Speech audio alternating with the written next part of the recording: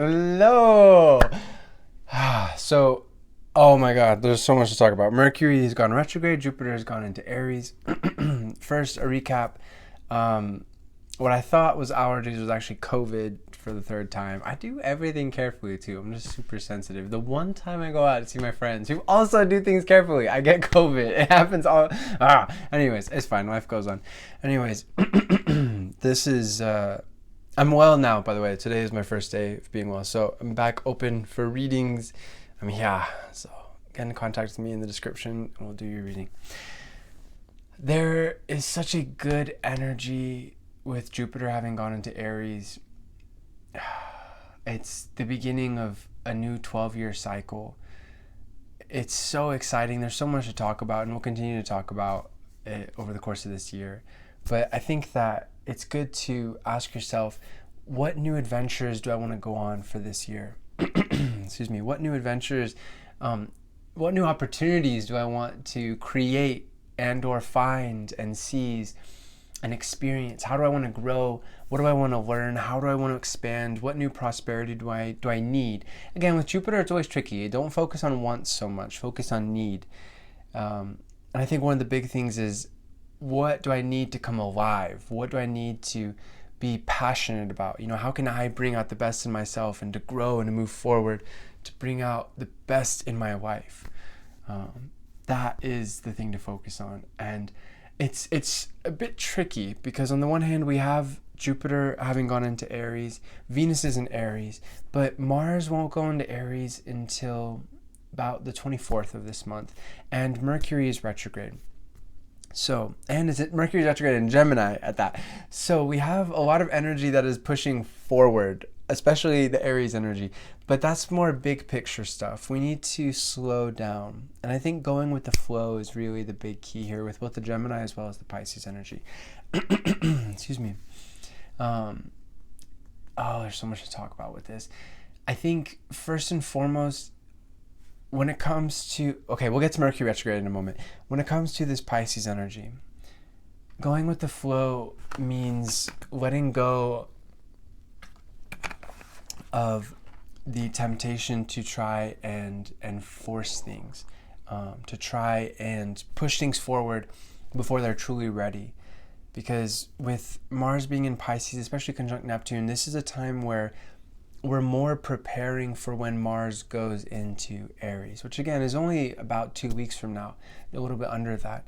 But the temptation is there, especially today with Mercury being in Gemini and all this Aries energy, to push forward now with the stuff that we're really excited about. So just as an example, a parallel with my own life. Oh, actually, before I even get to that, with Mars being in Pisces conjunct Neptune, I think the thing to be mindful of is a feeling of potentially feeling like you're in a swamp. It's a lot of water energy and it's very diffuse. Mars likes when things are very clear cut. This is what I'm trying to do. This is what I have to do. I'm doing it now. Cool. It's okay, great. I did that. What's the next target for me to conquer? It's very linear. And Neptune is anything but linear. It is the exact opposite of that. Now, on the one hand, this is really beautiful for us to be able to go deep into our subconscious, to heal, to make things more conscious as need be, to be able to prepare ourselves. So when Mars does go into Aries and the energy is shooting forward like a rocket, just that direction, then we're in a really good place and we're in tune with ourselves and whatnot. But we're not there yet. So I think that's the tricky thing about this Jupiter in Aries. It's a false start. It feels like, oh, great, let's start now. And it's like, ooh, we have other stuff that we need to resolve, either on an emotional level or even just on a practical level. This is the example of my own life, just as a parallel for what maybe you're going through, is I'm so excited this year with Jupiter being in Aries. And this is just all naturally aligning. It's not like I planned this or anything. I'm so excited to record because for those who know me really well, I've been a songwriter almost my entire life. And I have songs that I've had even for like 10 years now that it's time for me to record them this year. I'm so excited to do that. It's a huge part of what my life is all about. So I'm looking forward to doing a lot of things with writing and with astrology always too. I'm a Gemini, and that's another point that we'll get to in just a moment because I have Mercury Gemini as well. But yeah, so as excited as I am for these goals, I have to stay practical and stay grounded because I'm not there yet. I still have other things I need to practically figure out, especially over the course of May. And one of those things is I need to edit. I think this is a thing for all of us with Mercury retrograde. I know this part is the thing, is we have to look backwards to go forwards. I've almost finished editing my first book. 77,000 words are edited. I only have like 23,000 words left, but I've had to pace myself because I've started to feel the feeling of burning out since editing from the beginning of the year. So I feel a lot better now, especially having gone through COVID and just putting editing to the side. It's given me some time to reflect and to recover and whatnot. My mind space as well as, my body. And for all of us, I think that's the major thing to focus on with Mercury being retrograde, is focus on what you need to handle first before you can get into the really exciting, big, great stuff that's happening later on this year. Because we just don't have that. I mean, we always have choice. We always have free will. So we could try and force things. We could try and rush things. But that's not how we're going to be able to get the most out of this year. We have to finish things. And in general, and when Mercury's retrograde is the best opportunity for us to slow down, to not focus on the future and focus on the past, get stuff caught up to speed, and then we can reorient to the future after this Mercury retrograde period. By the way, Mercury is retrograde from the 10th yesterday until I believe it's like June 2nd or something. We'll update that as time goes on. So realistically, with the post-shadow period, we're looking at mid-June when things really starts to click and move forward at a very expeditious speed. But even with the beginning of June, we're looking at things moving forward a lot more clearly and in a linear. We'll have the energy for it. The path will be clear. Whereas for the rest of May, we need to kind of do the work behind the scenes. We need to get stuff caught up. And again, going with the flow is a key thing here. It's really funny because with Mercury Gemini, it's so good at being able to think things through and to communicate and to learn and to grow our mind with information and get things orderly in our minds and then get the world around us orderly.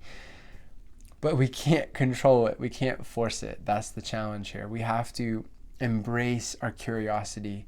And oftentimes we're all going to be focusing on a couple different things at once, and that's okay. Having Mercury Gemini natally, take it from me, this is how this energy works best. I know it feels scattered because it is scattered, but it's a great thing to be able to focus on different things. And it's like ping pong, You focus on this thing and then all of a sudden you have the energy and the ball goes over here, and then you focus on this thing and it's like kind of slow motion kind of ping pong in a sense. Or you can look at it as like really fast back and forth.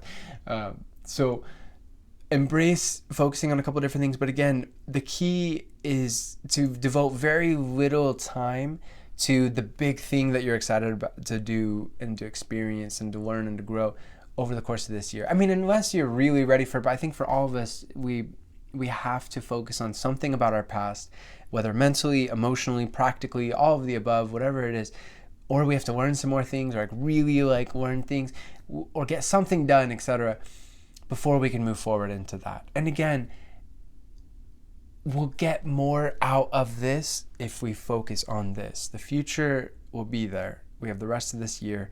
Just think of May as the time period to dot your I's and cross your T's. I almost got it backwards. And take your time with it. I think that this is a particularly possibly impatient Mercury retrograde season because we have Mercury and Gemini for a lot of it, and then we have the Venus and Jupiter both in the realm of space known as Aries. So these energies are very impatient. They want to get stuff done now. And it's good to be excited about the long-term thing for this year. It is important to be focused on that.